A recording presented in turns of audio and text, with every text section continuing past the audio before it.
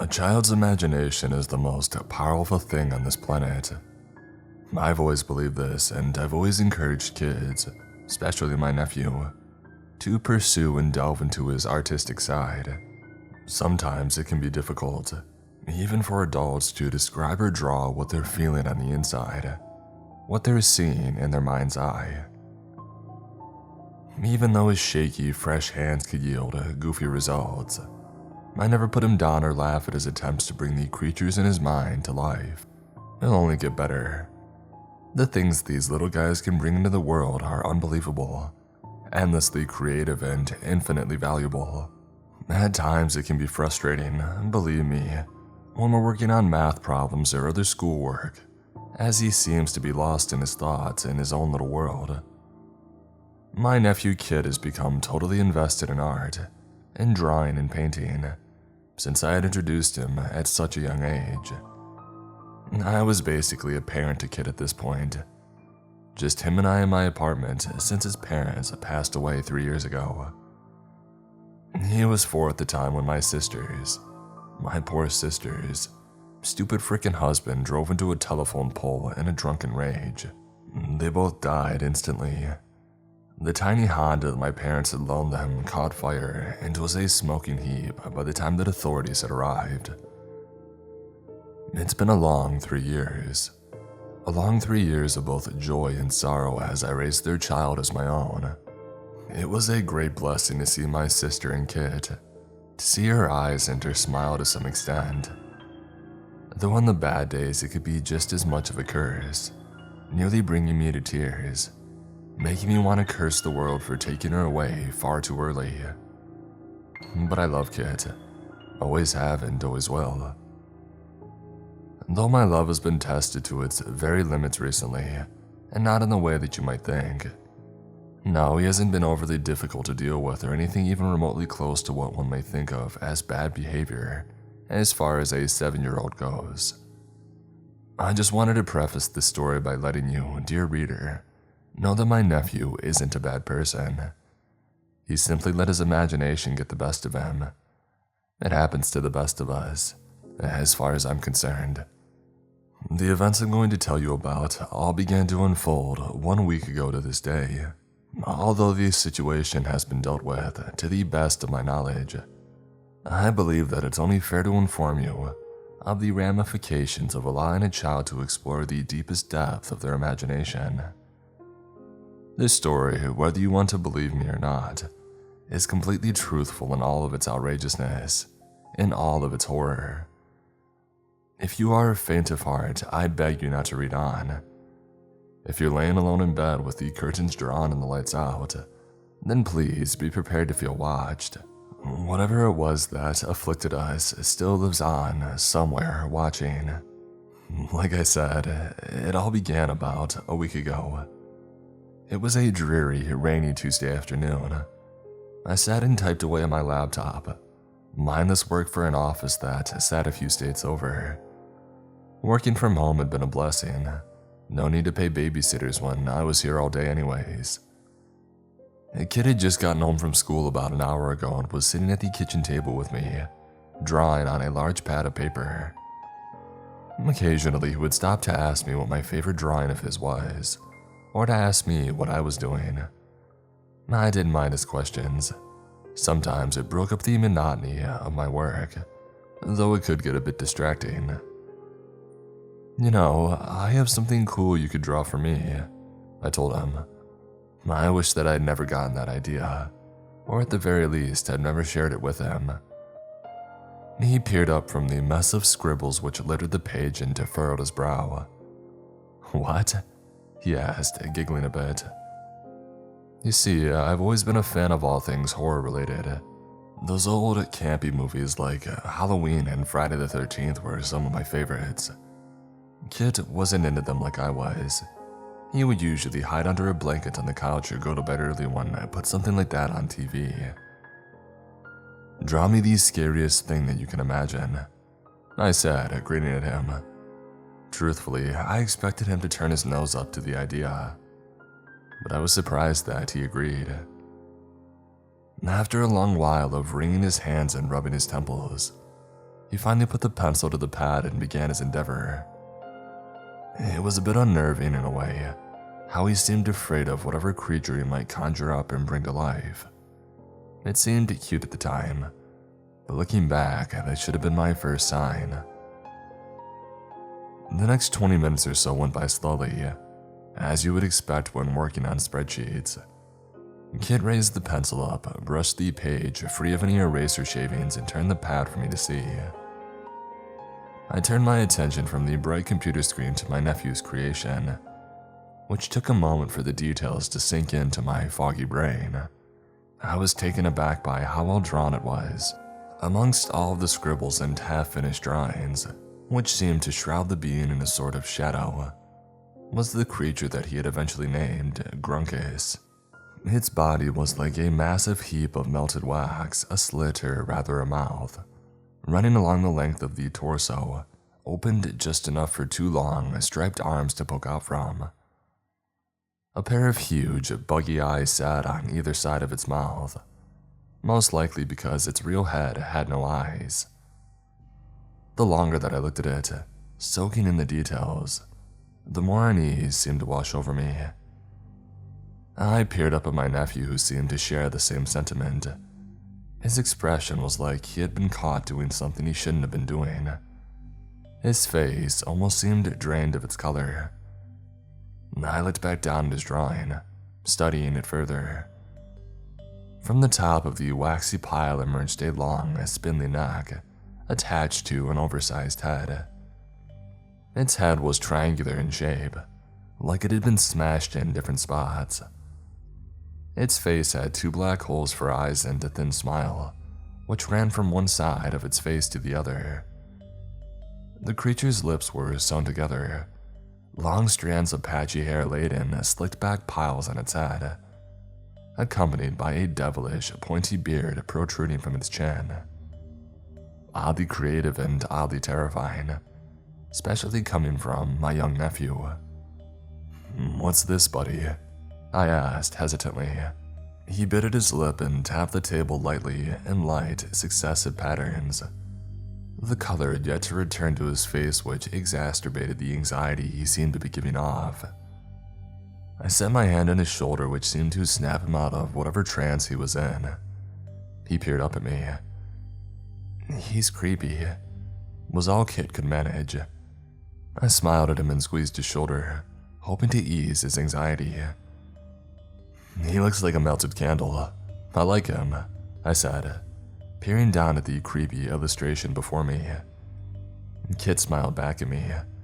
The dark cloud looming over the room seemingly dissipated a bit. "What's his name?" I asked, another question I wished that I hadn't asked. A new wave of anxiety seemed to set over my nephew, which put me on edge. "I don't know if I should say," he replied. Dread seemed to flood through my veins at his response, causing my heart to pound. Why shouldn't he say? Is he seeing or feeling something that I'm not? No, this is ridiculous. I'm playing into his imagination way too much. At least that's what I thought at the time. "Oh, come on," I said before questioning him further. "What's the harm?" I chuckled, albeit nervously. Kit took little time to reply, his eyes burning into mine with deadly seriousness. "He wouldn't like that," Kit blurted out. That caught me off guard. Was this some sort of game? Well, like I said before, Kit scares easily. A child's imagination is so strong, so powerful that it can rule over their real life. "It's just a drawing, buddy. It can't hurt you. Even if it could, you know I'm here to protect you," I said while jokingly flexing my bicep. I'm not the biggest guy in the world, or even the neighborhood for the matter, but it made me happy knowing Kit felt safe around me. He rolled his eyes a bit and laughed at me. "His name is Grunku." A crash, accompanied by the sound of glass breaking, emanated from the living room, drowning my nephew's voice out. The house went deadly still, alarmingly quiet. My nephew looked up at me and whimpered, his eyes the size of saucers. When I went into the living room to see what had happened, to find that it was just a painting that fell from the wall, I could have never imagined that it was just the beginning of my week from hell. The rest of that night went relatively smoothly. I made dinner for myself and Kit, eager to keep his mind off of the drawing. We watched some TV, some cartoons as he requested until he fell asleep. I curled him from the couch to the bed in his room, tucking him in for the night. I stood up from his bed, a chill running down my spine as though I were being watched. I looked all around his room and noticed the closet door was slightly ajar, which isn't unusual though. I could have sworn that it was shut when I had walked in. I stepped once, then twice, and 3 times with supreme caution, before deciding to use the flashlight on my phone to illuminate my path. A toy squeaked beneath my foot as I shuffled further, causing my heart to drop down into my stomach. Come on, Dustin, you're acting ridiculous, I thought, straightening my back and walking with authority towards the closet door. The light from my phone flooded into the closet, revealing a heap of dirty laundry suffocating the basket. I peered upward at the shelf, and that's when I saw it for the first time. Even though it had deep, empty sockets where its eyes should be, I could feel its gaze burrowing itself into my being. Its dark eyes were even more prominent against the pasty pale skin, which was pulled tight around its skull. I blinked once and it was still there. I blinked twice and knew the specter was very much real. I let out a whimper and then a scream as it smiled at me, the stitches fusing its mouth together, pulling violently, tearing the skin. "Oh, Dusty Wusty, you wanna play?" It was just above a whisper, its voice dry and rough like a desert. Everything went dark and, like a blink, I opened my eyes once more in my bed. Thin slivers of light cascaded over the covers of my bed, the morning sunlight begging to be allowed in. I sat up in my bed, the air felt cold against my clammy, sweaty skin. That felt way too real to just be a dream. I looked over at the nightstand, my phone sitting perfectly in the middle of it. Odd. The clock on my phone read 11:30 a.m., which is extremely late for me. My guts felt all twisted and knotted up, trying to digest these sick dreams that I had endured. Hopping up from my bed, I had to check on Kit to convince myself that whatever I had seen last night wasn't real. I ran out of my room and down the hallway, Kit's door at the other end, just where it had been since he had moved in with me. I threw the door open, stopping in my tracks to find that the door led to a closet. A barren closet, nothing but a couple of navy blue shirts hanging off to the side. None of it made sense. I ran from door to door in my house, but to no avail. Kit wasn't here. It's like he never was. I ran back to my room and made a beeline for my phone. I had to have answers. I picked up the device and it responded immediately, showing only one notification. A text. From my sister. I felt dizzy and sick, nearly on the verge of some sort of mental break, like I was on an elevator falling uncontrollably, impossibly deep. Her name was right there on my phone, as it had frequently been before I think before she died. No, she definitely died. Holly. It read above her text. I felt sick. The message was innocent enough. "Hey, are you still watching Kit today?" I wanted to call her and scream into the phone. Scream at her. Scream at whatever horrible prank this had to be. "I've been watching Kit every day since you died," is what I really wanted to yell, but I began feeling so unsure of myself, as though these last few years had been an awful prolonged fever dream. I mean, like this happens, living life in a dream. It's just not supposed to happen to me. I responded simply, "Yeah, bring him whenever." I'm glad that I could masquerade behind a text message, and hide how confused and scared I really felt. My entire body shook and screamed at me that something was horribly off. Despite this, I continued on like it was any other day. Maybe it was some sort of shock response, but I continued on to my office to log in for work. After a while, I had gained some amount of composure, brewing a pot of coffee and beginning a fresh batch of spreadsheets. I couldn't help but flinch every time I noticed a certain coffee mug that was seemingly out of place, or a chair that just sat a little too far from the kitchen table. I had bought 2 of everything for Kit and I. I'm pretty sure I did at least. 2 sets of silverware, 2 sets of bowls, and 2 sets of everything. But they were just all gone. The house felt terribly empty. I decided that I was going to confront my sister whenever she had arrived, whether that lands me in a mental hospital or one of these circles of hell. I just had to figure out what was going on.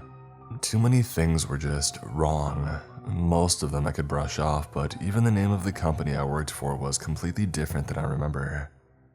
I mean, come on. How does Sherman SSC become Jim's Shipping Co.? I mean, that and Kit was gone too. The kid that I've spent every day of my life with for the last 3 years. I peered down at the coffee mug sitting precariously by my keyboard. The mug itself was filled nearly to the brim, the brown liquid dangerously close to spilling over. I brought the mug to my nose and inhaled deeply, the intoxicating aroma providing a momentary relief. I took a sip and spit it out almost immediately. The taste was like nothing else, absolutely vile. I looked back down at the mug, and shouldn't have been as surprised as I was to find my coffee had turned into a black, tar-like substance. What the? No, this is ridiculous, I yelled out to nobody. I stood up from my seat and half walked, half ran to my car. I don't really know where I was planning to go, but I knew that I had to get the heck away from my apartment. I made it to the kitchen, and maybe just a whisper of my finger had touched my keys when the most incredible feeling took a hold of me. It was like the best high one could imagine, as though I were both drunk from the finest alcohol anyone could offer, while also being in the midst of a satisfying mushroom trip. It was the type of high where you felt warm and cozy, like you could hug and cuddle the chair and feel the love radiating back off of it. All the pain, worry, and doubt had fled away, as though they were miles behind me in the rearview. One small part of my brain, the deepest little bit, way in the back of my skull, was still screaming at me, telling me that it was all the facade. Get away, it seemed to be saying. No, I think I'll stay. In my drunken, drug-induced state, I decided my best course of action was to take a bath. You know, always the best choice when you can barely walk or function whatsoever. I'm not entirely sure how I got to my bath or even how I drew any water, but when I got in, it felt as though my being was consumed by warm honey. Absolute bliss and pure nirvana. If I had closed my eyes for any longer than a second, I would surely fall asleep. Each time I lazily opened my eyes, the tub seemed to fill more and more with the same tar-like substance from earlier. I couldn't move and I didn't want to move. It felt so good. I slowly shifted my gaze over to the side of the tub, the black plasma snaking its way up over the edge and out of the bathroom from underneath the door. I can't tell you what it was that compelled me to follow the slime's trail, or how it gave me the strength to hoist myself from the tub and pursue it. But whatever it was, it wanted me to find it. My steps were lackadaisical and uncoordinated, sheer curiosity pulling me forward. If it wasn't for the substance which had intoxicated me earlier, which at this point had consumed me even further, I most likely would have dropped dead of a heart attack at the creature standing in my living room. It was grunkis, exactly as my nephew had drawn it the day prior. Except now it stood there, as real as you or I. It pulled me closer. Thousands of whispers and promises of love, of warmth, of acceptance filled my ears. I threw myself into the wax-like body of the beast, sinking a couple of inches into its warm goo, My mind, my body were in complete euphoria. I felt one with it, one with its love, with its mind. I smashed my face into the sludgy body of the grunkis, licking and slurping up the delicious juices that it excreted. Its long neck craned down towards me, and I could feel its breath escaping through its sewn-up lips, its warm, sweet breath. "Wake up, Dusty Westy," it said, its voice deeper and more full this time around. Just as I had before, when I saw it in the closet for the first time, I awoke in a cold sweat, this time fully aware and bound to a folding chair. My vision was incredibly blurry, as though I were a newborn using them for the first time, though I could make out two figures sitting next to me, and one massive heap lying before me. "Oh, Dusty!" I recognized the voice immediately. It was Holly, my long-dead sister, or so I thought. As time went on and my vision began to clear up more, I could make out Holly and Kit sitting right next to me. Kit looked petrified, his eyes huge and teary. The person who sounded like my sister smiled at me with devilish delight. As I said, it sounded like her, but I knew that it wasn't her after looking more closely. Everything about the woman sitting next to me was off. Her eyes were sloppy and off-centered. Her nose was much too large and hooked to be Holly. But the most telling thing was the huge black pits where her eyes should have been. "Tonight, Dusty, you and little Kit will be joining us," she cooed at me, and giggling in between words as she spoke. "Don't you dare touch him!" I screamed back. "I'll kill you!"